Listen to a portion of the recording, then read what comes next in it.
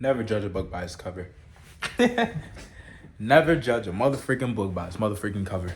You guys, little rant.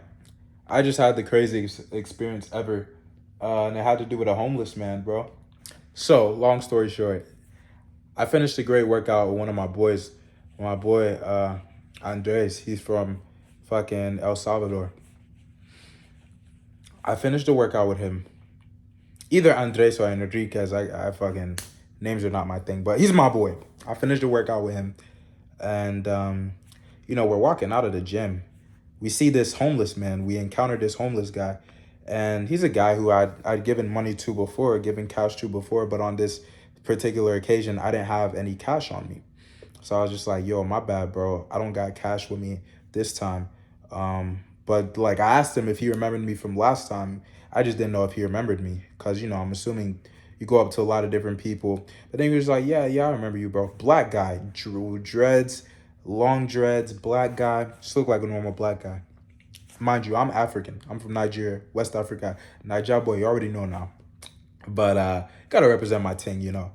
But he just looked like a normal black guy. And then I was just like, my bad, bro. I don't have it this time. In my mind, I'm thinking, hopefully I got you next time.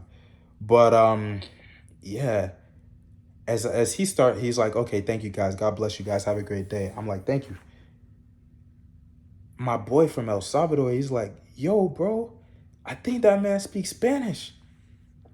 And I'm like, nah, ain't no way, bro. You must be thinking about a different homeless guy.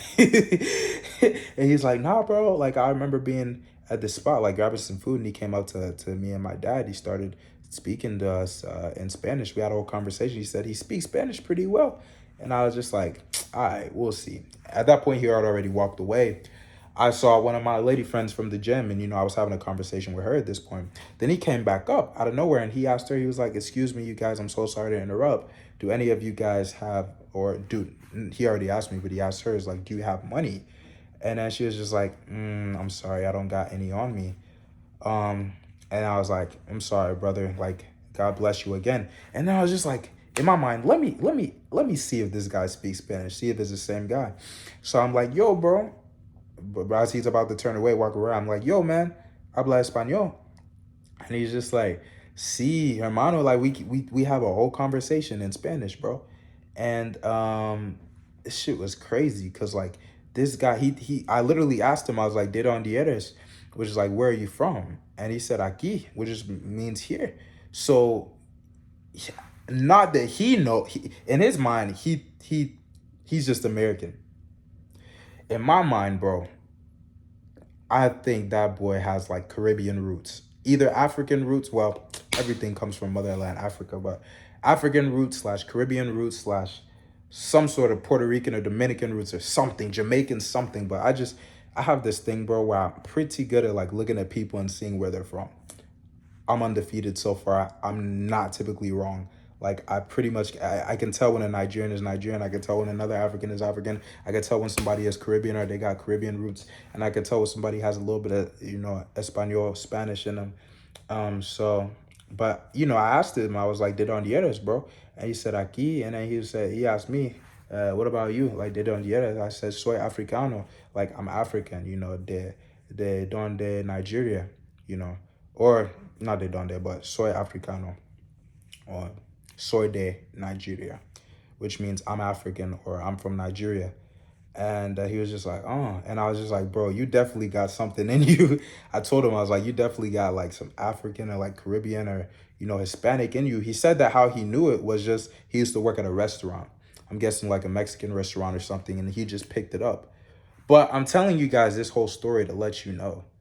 Do not judge a book by its cover, because in my mind, I looked at him, I was just like, I mean, typical black guy, like homeless nigga.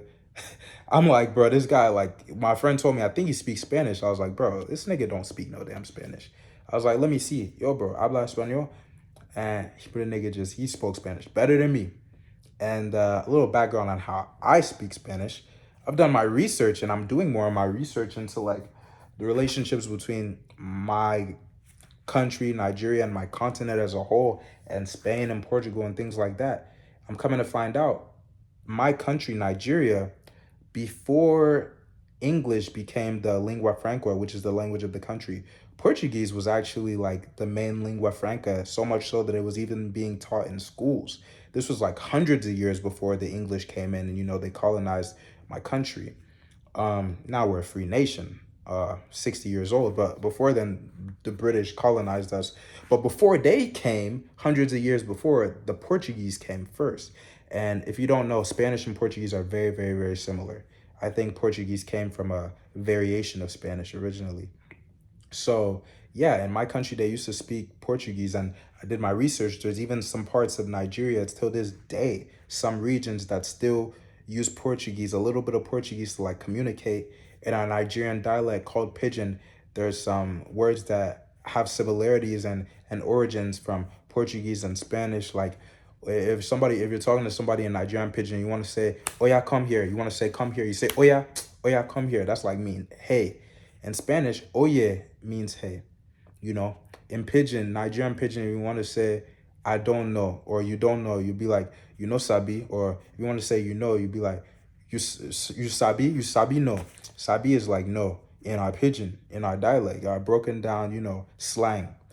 Um, and in Spanish, saber is no. And tu sabes, like, me no sabes is I don't know. So it's a lot, it's like some similarities, bro. And, all these different things is what, made me want to like learn it. I got these books, 3 books right here of me just learning and studying it, bro. And that homeless guy knew way more than me, even though my country has like, you know, there was a time where they used to speak Portuguese, they used to speak a little bit of Spanish, and like this homeless guy who the world will look at as a, you know, a bum. I'm not saying he's a bum, but the world will like automatically classify you as, if you're a homeless person, is like dumb or like a bum or just like a fucking less than human. And this guy is literally could be smarter than me. He's more knowledgeable in this in he's more multilingual than me. His brain is bigger than me when it comes to languages.